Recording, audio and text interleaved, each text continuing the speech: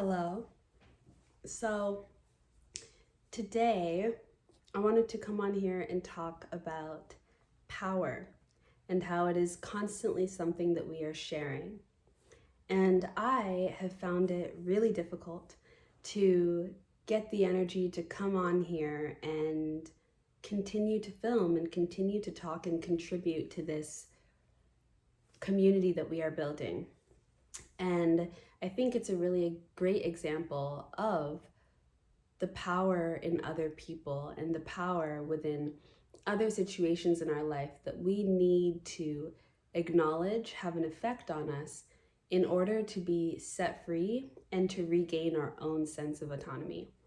So this morning I was talking to my soulmate, and I was really talking to them. I was having a full-fledged experience between the two of us. And I do this sometimes. I usually am able to get into this space when I'm dancing, when I'm doing something creative, or when I'm really daydreaming and really physically in the daydream.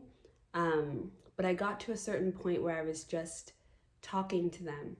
And it took me through a layer of emotions, but I had them ask me this question about how has life been incarnating as a woman?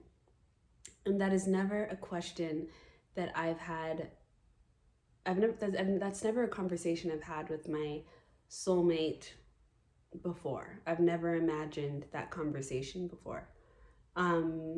But I had them ask me that.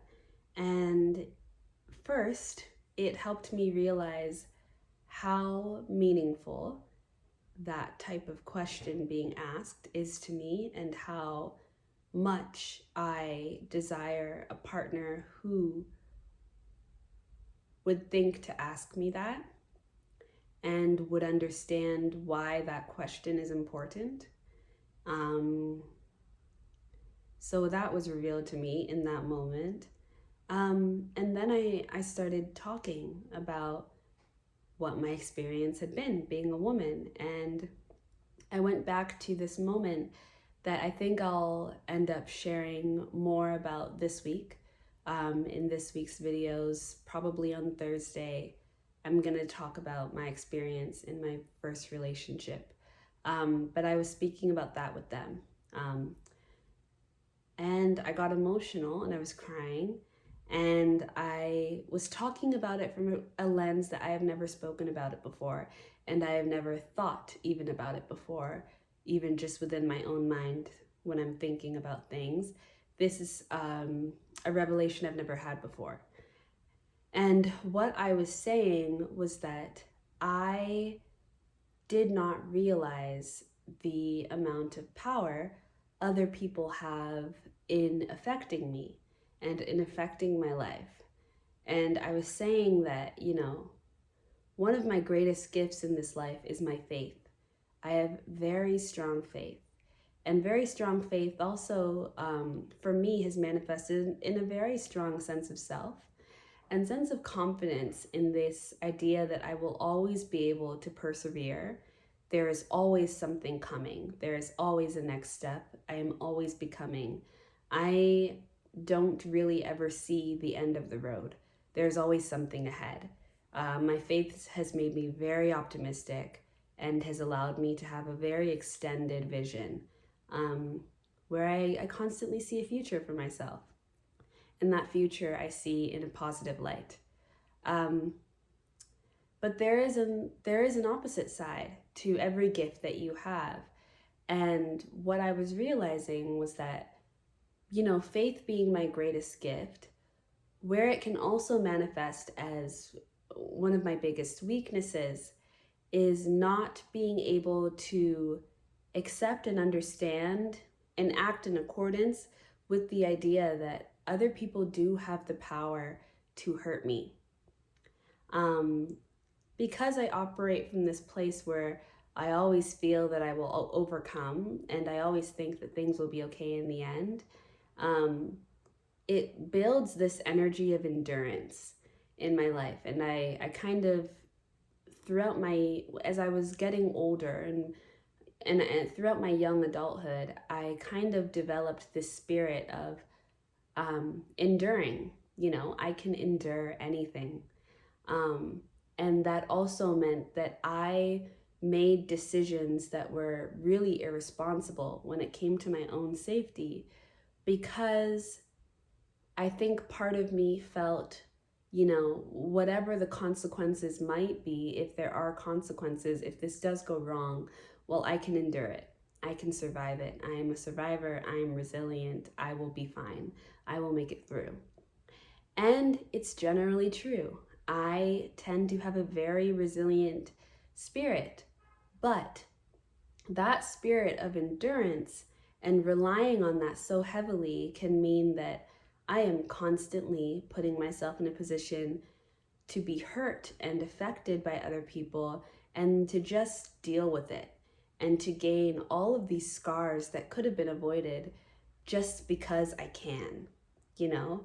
And it means that sometimes there's a lack of boundaries, and there's kind of this energy of me not being deserving of being protected and shielded from certain things. This energy of, oh, well, you are just open to life and whatever life brings, and you don't get to have limits, you don't get to have boundaries, you don't get to have things that you don't experience. um, because you can handle it, you will experience it, you will experience all. And within this relationship that I had, my very first relationship, I think that really was a strong pattern that I was dealing with the consequences of me seeing myself as this enduring spirit. And so ignoring my feelings, my gut feelings, the warning signs about not wanting to be in a specific relationship with this person, um, and ignoring the pain that I was feeling in our interactions, and ignoring how I was feeling, because I can handle it.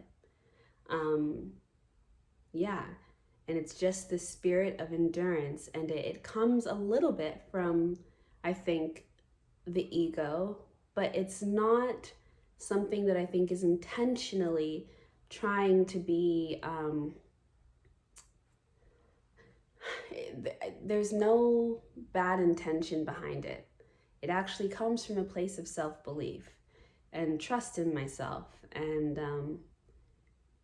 really confidence in my ability to survive. But that doesn't necessarily mean that it is something I should encourage, because just because it comes from a good place doesn't mean that it is actually healthy. There's a lot of drugs and toxic things that come from nature, and nature is a good place. But there's still toxicity. And just because this is another part of my nature doesn't mean it's something I should encourage and actively allow to um, flower all over my life, especially because I have seen the negative sides. And so this is a part of my nature that I am working on taming, in a sense, and figuring out how to control, so that I can make the most out of the space that will be opened up because this is not taking root. Some things grow naturally in an area, but sometimes you need to clear those things out to plant things that you want to grow. And that is something that I'm finding with my spirit of endurance. It benefits me in so many ways. And so I would never want to get rid of it. And it is a manifestation of my faith. So I would never, ever want to lose that.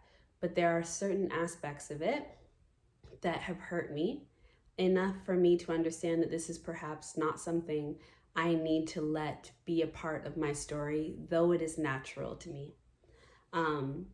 And so I was saying to my soulmate when I was explaining what it is like to be a woman, that that's a lesson I'm learning. That I need to accept that other people have power, and that other people's power it truly takes an effect, even if I survive, walk out of the situation with scars. Scars that hurt, and scars that traumatize, and scars that weren't necessary. And just because I can doesn't mean I should. And yeah, part of it was just about accepting the strength in others. And it was a completely new revelation. I had never thought that way before about this situation, and it's kind of a new conversation in my life. This idea of accepting the power that other people can have, not over me, but in my life. Um, and but there's a flip side. So though that can be the negative flip side of having such a strong faith and enduring spirit, resilient spirit, the flip side of that flip side, which can be a bit of a struggle, is that once you can accept that other people have immense power and truly the ability to change your life, alter your story, alter your path, this is really a collaborative game that we are playing here when we are incarnating. Nothing is happening alone. Nothing is happening independently of something else. Everything is happening together. So once you can truly accept that other people are just as powerful as you are, and that in terms of you leading the way in your life, it's an active decision, and it's a decision that you have to make by also setting boundaries with other people's power, because their power is just as affecting. And if you don't have that armor, you will be affected. So, the same way that I'm learning to set boundaries and manage other people's effect in my life, the beautiful side of being able to acknowledge that other people have power and that their power is really influential and real power, just the same way my own sense of power is the beautiful things that people can do for you and do for your life. It is realizing that you are not the only healer on earth. You're not the only one that needs to fix the entire world. Many people, everyone has that same ability. Everyone has that same gift, though it manifests differently. Everyone is a healer. You are not the only one who is capable of deep, enriching, nourishing love. Everyone else is capable of that too, which means you can find somebody who will love you as deeply and wholly as you desire and the way that you would like to love them. You can find a reciprocal relationship that way, because other people have that power. And I felt that in this moment of conversation with my soulmate. I don't know who my soulmate is. I have no idea who they are. I don't know where they are in the world. I don't know what's going on with them. But I have these moments where I talk to them, and I believe that speaking with them this morning was able to bring out that revelation. I haven't gotten there on my own. And maybe I would have. Eventually, I'm sure I would have. But I got there today speaking to them. And that is a sign of their own strength and of their own power. And when I am willing and open to receiving the effects of their own energy in my life, in safe and protective ways where I still have boundaries up, that protect me, look at the beautiful things that can come from that. I got to receive a moment of clarity and healing, and now a moment that I can share here on this channel when I was kind of in a bit of a rut about what I wanted to do, what I wanted to talk about, to contribute to this conversation here. They helped bring that out from a distance, just spiritually connecting with them. That is their power, that is their strength. And my power and my strength is my faith in believing in them enough to let them in, enough to hear them, enough to speak to them and receive from them. That's my faith, that's my strength. But their power and their strength is their ability to show up and to communicate and to truly contribute to the conversation in a way that brings out something new, something I'd never thought of before. I don't even know if the question of what has it been like to be a woman. Um, if that was something I truly thought of and then I decided I wanted them to ask me and so then I could answer, or if it was something they thought of and they asked and I just received it in my mind and then spoke about it. I don't know. That's just the mysteries of the universe. I'll never know.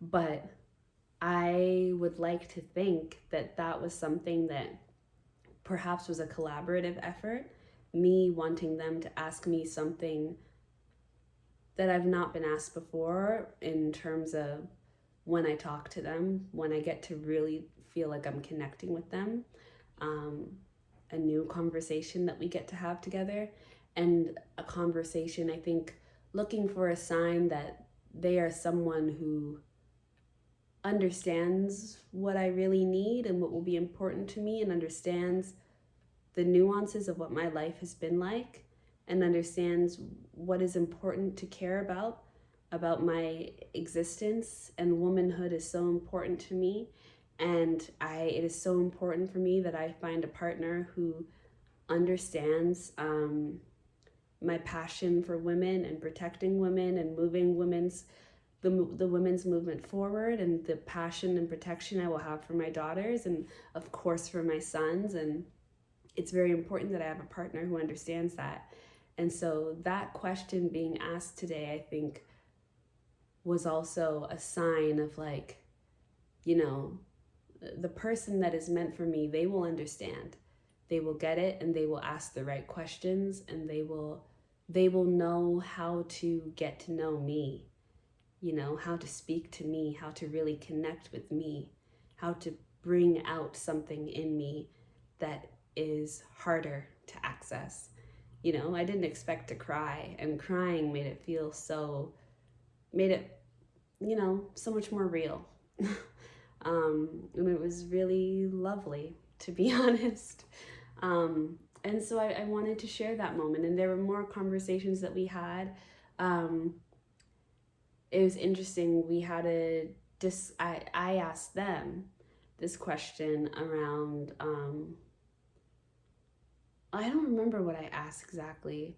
I don't know if I was asking them a question or if our conversation was building, and then they were telling me about what it's been like. Oh, I think they were telling me about, I don't remember. I don't remember we led into this, how we got to this place, but they were telling me about how it is difficult for men, because, like, oh, they were telling me about the strengths and the weaknesses. We were talking about the strengths and the weaknesses of being a man, being a woman, or if you don't want to put it in strict gender terms, of femininity and masculinity, or just of yin and yang, or this energy and that energy. And they're telling me that for their experience in being a man, they find that the weakness they hold compared to women is they find that women are able to heal faster and recover more quickly when they go through something that, shakes the foundation of what is supposed to be their home, shakes their core, destroys their home. Women are able to rebuild faster because home for women seems to be within. And this was happening because I was talking to them about my connection to my womb. And I was talking to them about different things, but I think that was part of it. And they were saying that as a man, like, your home it might not necessarily be within. And they were speaking specifically about their experience. So I don't want to generalize because, one, this is a very nuanced experience I'm trying to explain to you all, because I'm telling you about a conversation I had with my soulmate that I don't know. They're not somebody who's here in this room with me physically, and they're someone I've never met. So this is a spiritual conversation I'm having. You know what I mean? So it's complicated, and I want to be careful with my words because I don't want to generalize anyone's experience. So they were talking about the experience of being a man when it comes to emotions and feeling safe, but I'm going to share it from the idea that this is their experience so that I don't speak for men as a whole because I'm not a man. And since they're not here to say it themselves, I just feel more comfortable doing it this way. So they were talking about their experience of having to kind of constantly rebuild this sense of home, and having to have home be something that is built around you, like an armor. Um, and even like the way I was hearing it, I was thinking of like an aura, or like, when people are like, I'm in a bubble of light, something like that. It's something that's around you, and not like your environment where it's that vast. It's still very close to your physical body. And he was saying that most men, where their power lies when it comes to creating a sense of safety and emotional stability and groundedness for themselves, is working within this physical spiritual realm. And the physical spiritual realm is not the material realm. So it's not this, it's not the 3D, but it's not the spiritual in the way that we talk about it, where it's like, it's all, intangible and, like ethereal. There's some type of weight to this physical spiritual realm, this in between space between the physical and the spiritual. There's this space that men can build their home. And he was saying that men need to build their home within this space because it's not necessarily within the same way that it might be for women or for people who have wombs. The space is outside of them, but closely surrounding them. And he was saying that many men go their whole lives without a home. And they go their whole lives without a home because their fathers didn't build a home. And I think it might actually be a skill, like a lost skill, a lost spiritual skill, that has been taken from men. I don't know by who, and I don't know when. And I'm sure that there are cultures that actually still have this skill, but I think that there might be many men in the world who go without and who aren't aware of this, and that this is even something that you need to be doing because so much knowledge has been taken away from us. And how can you know? But he was saying that, yeah, as a man, and I guess maybe even growing up as a boy, but he was speaking from the perspective of being a man, you have to build this home.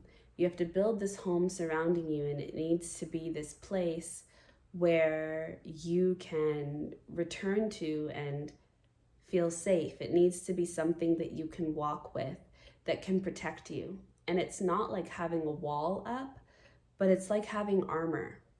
And it's so that you are not, when you experience things in life that really shake you to your core, you're not just somebody who is victim to the wind, victim to the cold. You need some type of coat, you need some type of shield so that you can stay strong and protected.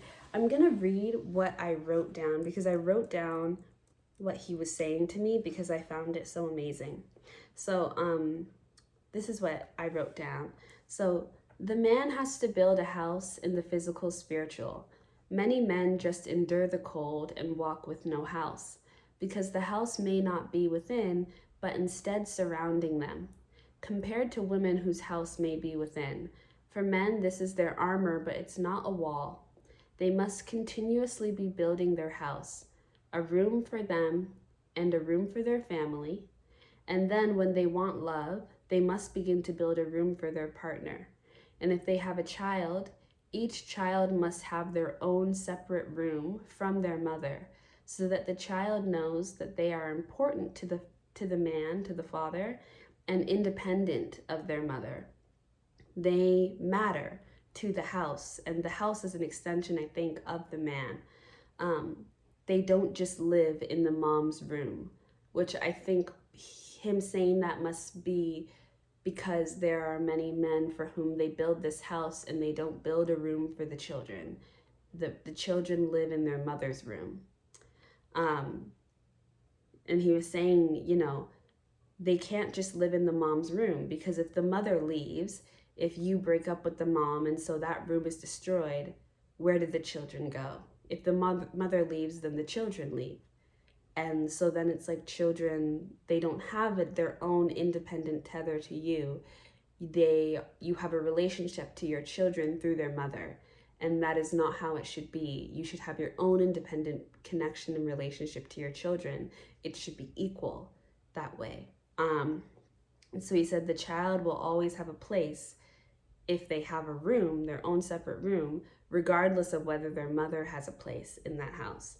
And men need to ask themselves if their father had a house, and if they did have a house, did they have a room in their father's house? Did they have their own room in their father's house, or did they live with their mother, or maybe even their grandmother? Maybe they weren't even in the house at all. Maybe they waited at the door. So he was talking a lot about the rooms for children, and each child having their own room, and how it's constantly this building process.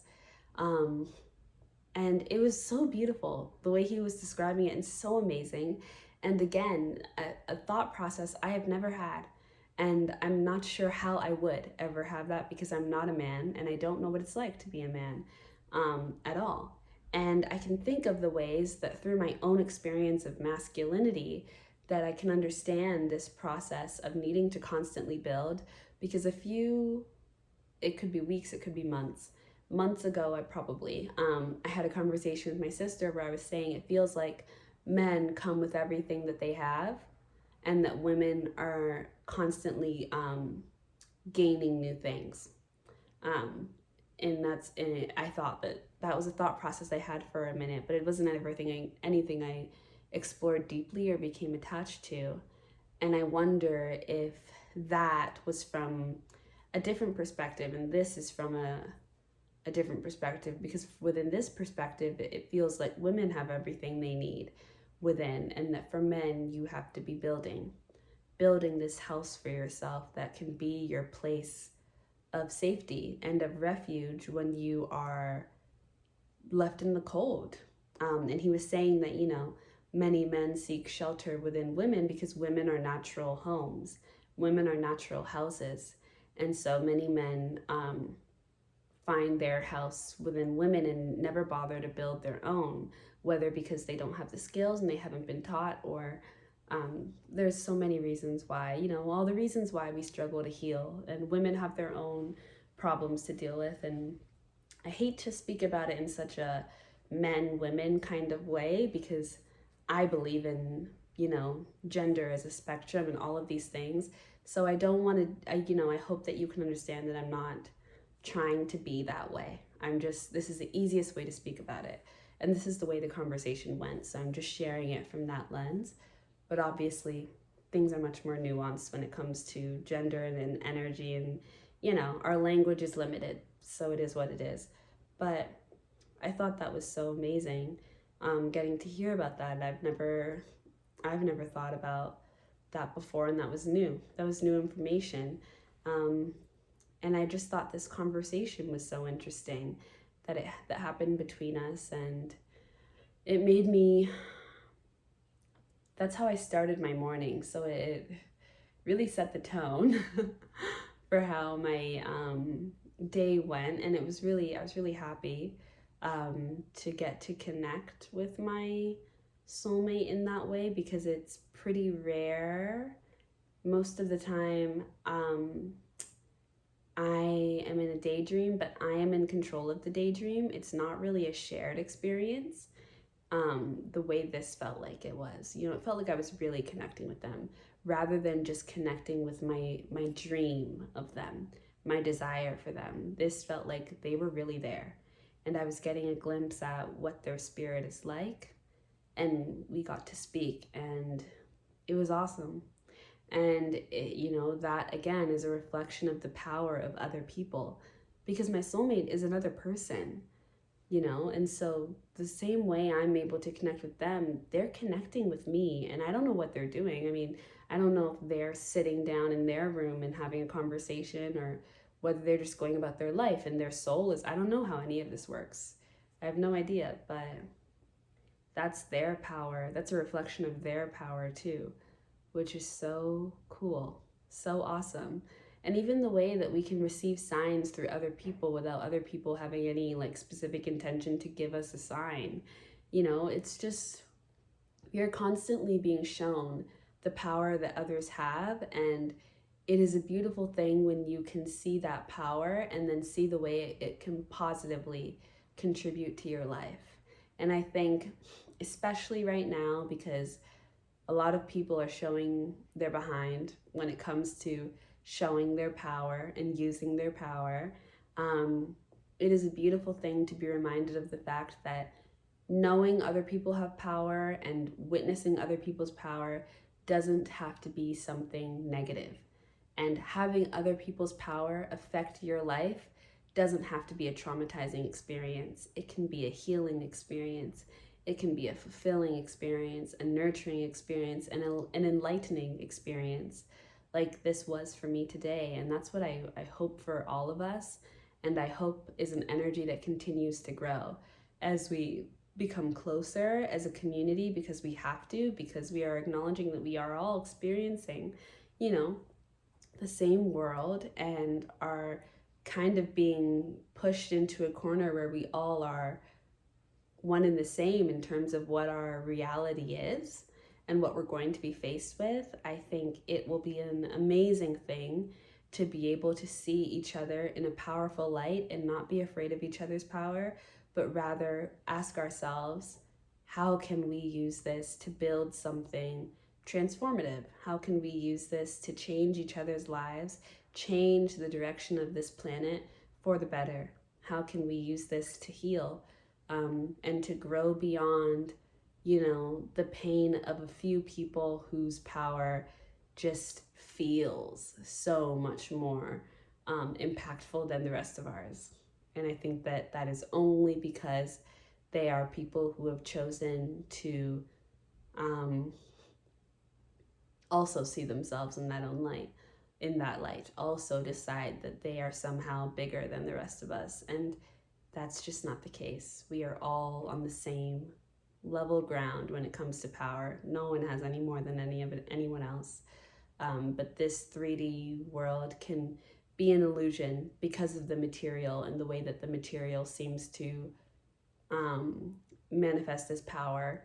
But it is not. The material is not. And it is not something that can ever have weight on the spiritual, which is where our core lies, if you ask me, and all of our power is equal there. And so I think as we all begin to have to recognize that, because I mean, it's that or death. You either acknowledge your power and do something with it, or you fall victim. And I don't see any of us wanting to fall victim. I mean, there's just so much to fight for. I don't have children yet, but I want children, and I have nephews. I have a reason to fight for the future. I have very real reasons to fight for the future. And so it does not serve me to not acknowledge my power, and it does not serve me to not acknowledge the power of my sisters and my brothers and the people that are alongside me, because we all need power to overcome this situation. So yeah, this is a short and sweet little video, but I think this will be the starter to a week full of conversations. So on Wednesday, I will be talking about friendships, I think. And on Thursday, I'll be talking about my first relationship. And yeah, those conversations they happened before this conversation. This is the latest conversation I've had, but it'll be coming out first. And time is such an illusion, which is just only becoming clearer. So yeah, that's where I'm at. I am happy I was able to get this out and continue to feed this channel and grow it at my pace. And yeah, I will catch up and connect the next time I am called to do so. So I hope you are having a great day or a great night or time in your life, and I'll see you later. Bye.